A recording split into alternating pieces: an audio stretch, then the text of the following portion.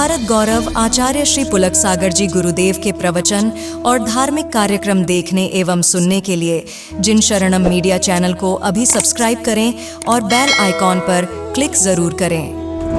आपको लगता है, ऐसा कभी महसूस होता है कि हम अपने बच्चों को कोई बहुत बड़ी विरासत सौंप करके जा रहे हैं?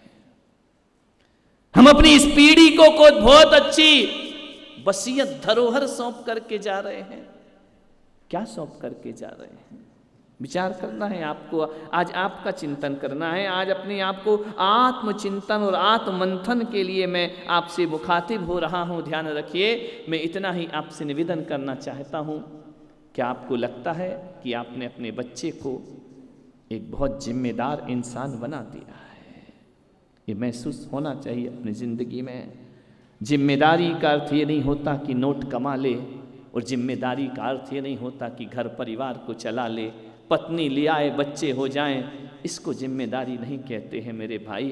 जिम्मेदारी तो उसे कहते हैं कि कैसी दिए में रोशनी छोड़ करके जाओ कि घर भी रोशन हो और पड़ोस भी रोशन होना चाहिए। उसका नाम जिम्मेदारी हुआ करता है। क्या आपने अपने बच्चों को ऐसे संस्कार प्रदान किए हैं कि मेरे बच्चे, मेरे बेटे अपने घर के आंगन में एक ऐसा पेड़ लगाना जिसकी छाया पड़ोसी के घर तक भी जाती हो? क्या ये संस्कार हमने दिए हैं? हमने तो शायद वो सौंप रहे हैं कि इस पेड़ की छाया केवल हमको मिलती रहे, पड़ोसी के घर में जाए तो डालियां काट देना चाहिए। ये संस्कार नहीं हुआ करते हैं। क्या आप अपने बच्चों के हृदय में वो दिया जला पाए हैं कि दहली के एक हिस्से पर दिया रख दिया जाए तो बाहर का दरवाजा भी रोशन हो और अपना दरवाजा भी रोशन हो? क्या ये दिया हम सौंप पाए हैं अपने बच्चों को?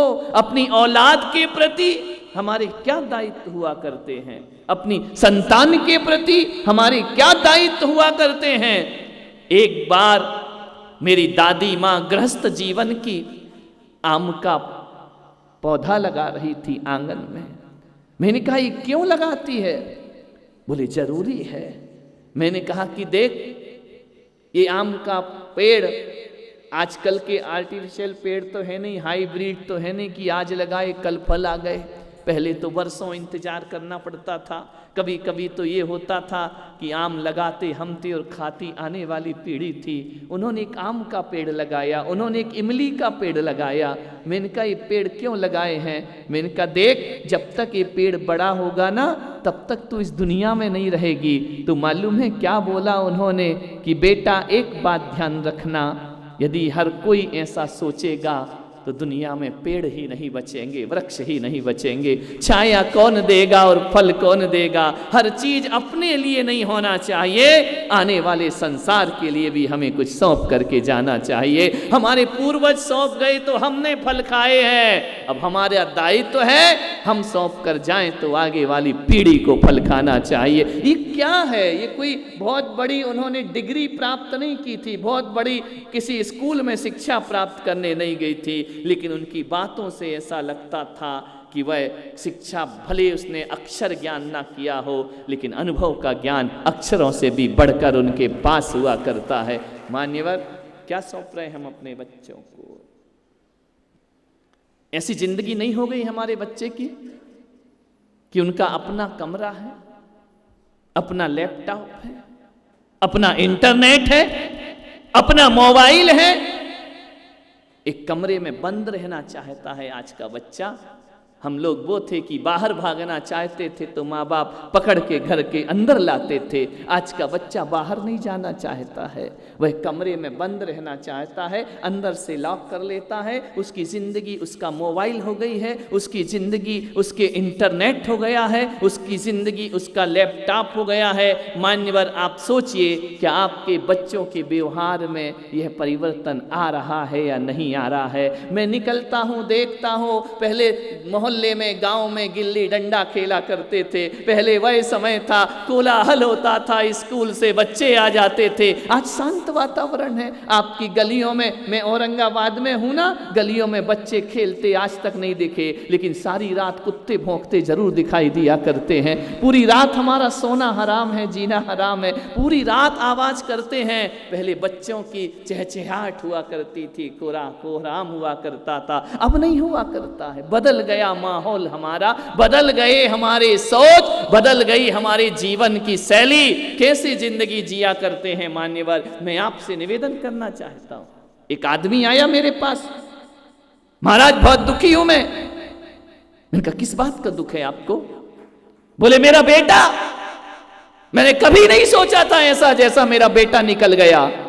मैंने कहा कैसा निकल गया? बोले महाराज वो कोई हमारे संस्कार और परंपराओं को जीना नहीं चाहता है। मंदिर आना दूर की बात है, मंदिर तो आना ही नहीं चाहता। और मुझे नहीं मालूम कि साल में वो कितनी बार भगवान के दर्शन करता होगा। अभिषेक पूजा उसे बेकार की बातें लगती हैं, धर्म उसे बेकार की बातें लगती हैं। महाराज मैंने सोचा नहीं था मेरी औलाद ऐसे निकलेगी। मान्यवर सोचना है, जब बच्चा छोटा होता है ना तो नाव की तरह माँ से बंधा रहता है। जहाँ जहाँ माँ जाती है वहीं वहीं बच्चा जाता है। जब बच्चा थोड़ा बड़ा होता है ना तो नाव की तरह बंधना नहीं चाहता है, उस नाव से रस्सी छुड़ाना चाहता है। ध्यान रखिए, बच्चा जब छोटा होता है, बहुत छोटा होता है, तो माँ की गोद में बैठना चाहता है। वो बच्चा जब बड़ा होने लगता है ना तो गोद से दूर भागता है। बच्चा पहले उंगली पकड़ के चलता है, जब तक चलते नहीं बनता है। और जिस दिन बच्चे से चलना बन जाता है ना, वो माँ की उंगली पकड़ना नहीं चाहता है। ध्यान रखिए, ऐसा नहीं लगता है कि जैसे जैसे बच्चा किशोर होता है हमारी गोद से बहुत दूर होता चला जाता है, वह हमारे पास आने से डरता है। एक बात याद रखना, औलाद बड़ी हो जाती है, माँ कभी बड़ी नहीं हुआ करती है। माँ तो हमेशा माँ हुआ करती है। ध्यान रखना, माँ कभी बड़ी नहीं होती, माँ कभी बूढ़ी नहीं हुआ करती है, वह हमेशा माँ ही बनी रहती है। औलाद बहुत बड़ी हो जाती है, इतनी बड़ी कि हमारा बेटा हमसे दूर हो जाया करता है। हमारा बच्चा जब पहले छोटा था, छोटी सी बालिकाएं थी, छोटा सा बालक था, स्कूल से आता था, एक एक बात शेयर करता था। मम्मी आज स्कूल में ये हुआ, माँ आज टीचर ने ये बोला, आज मुझे ऐसा हुआ, आज मैं स्कूल में मेरे ये दोस्त बने, आज स्कूल में ऐसा मजा आया। एक एक बात बच्चा खाना खाते जाता था और माँ बाप से शेयर करते जाता था। आज तुम्हारा बच्चा बड़ा हो गया, कुछ तुमसे शेयर करना चाहता है, कुछ बात तुम्हें बताना चाहता है? नहीं, मालूम है पहले वो माँ को मित्र समझता था, पिता को मित्र समझता था, लेकिन जैसे जैसे किशोर अवस्था आती है ना, अब तुम मित्र नहीं हुआ करते हो। उसके मोबाइल पर उठा करके देखो, वह फेसबुक में, वह कंप्यूटर में, वह इंटरनेट में, वह अपने फ्रेंड्स ग्रुप बनाया करता है, वह अपने दोस्त बनाया करता है। ना जाने कितने कितने दोस्त बनाता है। विचार करिए, आज का माहौल मैं आपके सामने चित्रित करने का प्रयास कर रहा हूँ। फ्रेंडशिप डे आता है, हजारों दोस्त फ्रेंड उसकी फेसबुक में बने हुए हैं। मान्यवर इंस्टाग्राम में फ्रेंड्स बनाता है, व्हाट्सएप में फ्रेंड्स बनाता है। कभी ख्याल करना, उस फ्रेंड्स ग्रुप में तुम्हारा नाम नहीं है, माँ बाप का नाम नहीं है कि तुम हमारे मित्र हो। किसका नाम है? जिनको तुम जानते भी नहीं हो। ध्यान रखना, तुम्हारा कहीं स्थान नहीं है। जैसे जैसे बच्चा किशोर होता है वह तुमसे अलग होने का प्रयास करता है, उसके फ्रेंड्स ग्रुप में तुम्हारा कहीं नाम का उल्लेख नहीं हुआ करता है। मान्यवर वो तुमसे दूर रहकर फोन में बात करना चाहता है, वह तुम्हारे सामने बात नहीं करना चाहता है। वह चाहता है कि मेरे कमरे में मम्मी पापा का प्रवेश भी नहीं होना चाहिए। जब वह रात रात मोबाइल चलाता है, तुमसे छिप करके बात किया करता है, वह माँ बाप के सामने अपने दोस्तों से बात नहीं करना चाहता है। ऐसा लगता है कि हमारी औलाद हमसे दूर भाग रही है धीरे धीरे। ध्यान रखना, इतनी दूर जाती है, इतनी दूर कि फिर वह विदेश पढ़ने चला जाता है वहीं उसकी शादी हो जाती है, वहीं विवाह हो जाता है। फिर तुम बेटे का ऐसे इंतजार करते हो जैसे साल में कभी बेटियां ससुराल से पीहर आया करती थी 4-6 दिन को रक्षाबंधन के पर्व पर, ऐसी औलाद तुम्हारे पास आती है। विचार करिए, जो कभी माँ की कोख से जुड़ा रहा बच्चा, माँ की छाती से जुड़ा रहा बच्चा, आज क्या स्थिति उसकी है, वह तुम्हारे पास नहीं आना चाहता है। तुम कोई सलाह दो तो कहता है मम्मी आप बिल्कुल प्लीज़ बिल्कुल डोंट गिव एडवाइस, मुझे देने की कोई ज़रूरत नहीं है। बच्चा आपसे इतना ही मतलब रखता है कि मेरे स्कूल की फ़ीस कितनी है वो चुका दीजिए, मेरे कॉलेज की फ़ीस कितनी है वही चुका दीजिए, और स्कूल कॉलेज में क्या फैसिलिटीज़ होती हैं वह मुझे दे दीजिए, बाकी मेरा तुमसे कोई रिश्ता नहीं है। ध्यान रखना, ज्यों ज्यों उम्र बढ़ती है, किशोर अवस्था आती है बच्चे की, क्यों करता है आखिर हमारे बच्चे ऐसा हमारे साथ, क्यों होता है हमारे जीवन में? एक बात याद रखना, जिंदगी में वो मोड़ जरूर आएगा, जिंदगी में वो मोड़ जरूर आएगा जब हमारा बच्चा खुद की दुनिया खुद बनाएगा। ध्यान रखना है, उसमें तुम शामिल नहीं होगे। ध्यान रखना, उसकी पत्नी होगी, उसके बच्चे होंगे, उसका परिवार होगा, तुम शामिल नहीं होगे उसमें। ध्यान रखिए मान्यवर, जिसे तुमने जिंदगी में शामिल किया वो जीते जी जिंदगी से तुम्हें आउट करने की तैयारी में लगा हुआ है। मान्यवर, आपसे निवेदन है, क्यों ऐसा क्यों हो रहा है? माहौल हमारे घरों का, ऐसा वातावरण का निर्माण क्यों हो रहा है हमारे घरों में? कहीं ना कहीं कुछ ना कुछ तो गड़बड़ है ना। मान्यवर, सोचना है, विचार करना है, आपको चिंतन करना है, आपको इस विषय में सोचना पड़ेगा। इस पीढ़ी को, इस पढ़ी लिखी पीढ़ी को, हर कोई तुमसे दूर भागता है। बहू आती है ना, वह भी दूर भागने का प्रयास करती है, कोई तुम्हारे निकट नहीं आता। बताइए क्या दिक्कत है?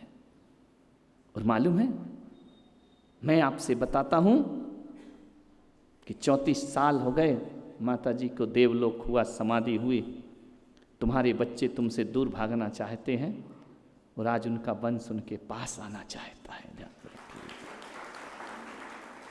हम पास आना चाहते, हम सोचते हैं कि काश वो आज भी जीवित होना चाहिए थी, आज भी हम उसके साथ होते तो जिंदगी कुछ ना कहीं की कहीं पहुंच गई होती।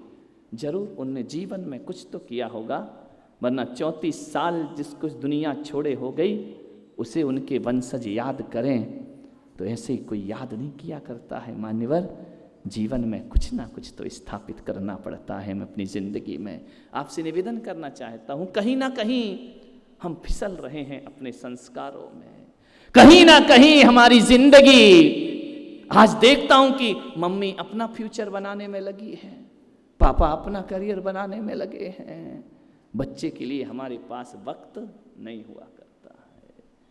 सब अपना अपना सोचते, मेरी किटी पार्टी कैसी होना चाहिए, मम्मी अपने फ्रेंड सर्किल ग्रुप को बना रही है, पापा का अपना फ्रेंड सर्किल ग्रुप है, बच्चों का अपना हो गया है। ये घर है या धर्मशाला है तुम्हारा? ध्यान रखिए, लगता ही नहीं है।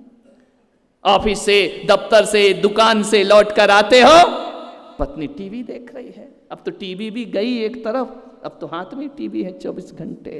मोबाइल, पापा अपने में लगे हैं, मम्मी अपने में लगी है, बच्चे अपने कार्टून में लगे हुए हैं, दादा दादी चुपचाप तमाशा देख रहे हैं कि हो क्या रहा है यहाँ पर। विचार करिए, सब कोई, अब घर में ये कहना नहीं पड़ता कि शोर मत मचाओ, मोबाइल दे दो, शांति अपने आप आ जाया करती है। ध्यान रखिए, एक बहू मेरे से बोली मेरी सास बहुत बड़बड़ करती है, बहुत बड़बड़ करती, दिन भर टोंकती रहती है। मैंने कहा पागल हो गई क्या? बोले कोई उपाय बताओ। मैंने कहा फेसबुक चलाना सिखा दे, अपने आप शांत हो जाएगी। ध्यान रखना, विचार करिए, कितनी शांति घरों में आ गई, कैसा माहौल है ये। उत्सव उत्सव जैसे नहीं लगते हैं, त्योहार त्योहार जैसे नहीं लगते हैं। भाई बहन का रक्षाबंधन भी एक काम है कि बांध दी राखी, निपट गया, दे दिए पैसे, हो गया, अगले साल देखेंगे। आत्मीयता नहीं है, प्रेम नहीं है, सौहार्द नहीं है, रिश्ता है निभाया जा रहा है, फोन में हाय हेलो हो गया। कौन भाई तड़पता है मेरी बहन मेरे घर में आना चाहिए, और कौन बहन इंतजार करती, वो भी कहती बच्चों के एग्जाम है भैया मैं भेज रही हूँ तुम ले लेना, अभी तो लिफाफे में आती है, कुछ दिन बाद तो मोबाइल में सेंड कर दी जाएगी जाएगी और तू भी मोबाइल में मिठाई और नोट सेंड कर देना, हो गया रक्षाबंधन, हो गया त्योहार। ये माहौल निर्मित हो रहा है हमारे देश में। मैंने कहा था मैं ज्ञान गंगा महोत्सव के माध्यम से अपनी खोई हुई पुरानी संस्कृति को उजागर करने का मैं प्रयास करूंगा कि आओ लौट चलो अपने घर की ओर वापस लौट चलो। अरे कुछ नहीं रखा है आधुनिक सभ्यताओं में, सभ्यता तो वही है जो पुरानी हुआ करती थी। हर रक्षाबंधन पर बहन इंतजार किया करती थी, अब कोई इंतजार नहीं करता है। एक औपचारिकता बच गई है, आत्मीयता दूर हो गई हमारी। मान्यवर, इतने आधुनिक हो गए हम इतने पाश्चात्य संस्कृति का अंधानुकरण करने लगे। क्या हम कुछ सौंप सकते हैं अपने बच्चों को? मान्यवर, आपकी उम्र हो रही है, कुछ 50 में है, कुछ 50 से ऊपर है, अभी भी नहीं सोच रहे हो कि आने वाली पीढ़ी को क्या दे करके जा। हाँ, सोच रहे हो ये मकान बड़े के नाम कर दूंगा, ये दुकान छोटे के नाम कर दूंगा, और बुढ़ापे में जो मुझे खाना पीना देगा ये सारे गहने उसको दे दूंगा, ये सौंप करके जाओगे। मान्यवर, ये सौंपा तो तुमने बहुत गहरा मजाक किया अपनी जिंदगी के साथ। मैं आज आप लोगों के बीच मैं चाहता हूं कि आज जब यहां से उठ करके जाएं तो आज ही वसीयत लिख देना अपनी जिंदगी की। ध्यान रखना, कुछ ना कुछ तो दे देना अपने बच्चों को, ऐसे ही नहीं मर जाना, नहीं तो सांस रुके, अटैक पड़े और चला जाए। हर जो माँ बाप जीते जी बच्चों का बंटवारा करके नहीं जाते हैं ना, उनके जाने के बाद उनके घरों में महाभारत हुआ करती है। ध्यान रखिए, समझदार माँ बाप वो हैं जो जीते जी अपनी संपत्ति का बंटवारा करके चले जाते हैं। मैं आपसे निवेदन कर रहा हूँ, अपने आने वाले बच्चों के लिए जीवन भर की लड़ाइयाँ सौंप करके मत जाइए, कोर्ट अदालत सौंप करके मत जाइए। जीते जी बच्चे बराबर के हो जाएं, एक समझदार व्यक्ति को वसीयत लिख करके चले जाना चाहिए। ध्यान रखना है, उसे बना लेना चाहिए अपनी वसीयत, लिख देना चाहिए अपनी विरासत। ये काम बहुत महत्वपूर्ण है, वरना तुम तो चले जाओगे और जीवन भर का खून खराबा उस घर में करके जाओगे। ध्यान रखिए, लिख करके जाओ अपनी वसीयत।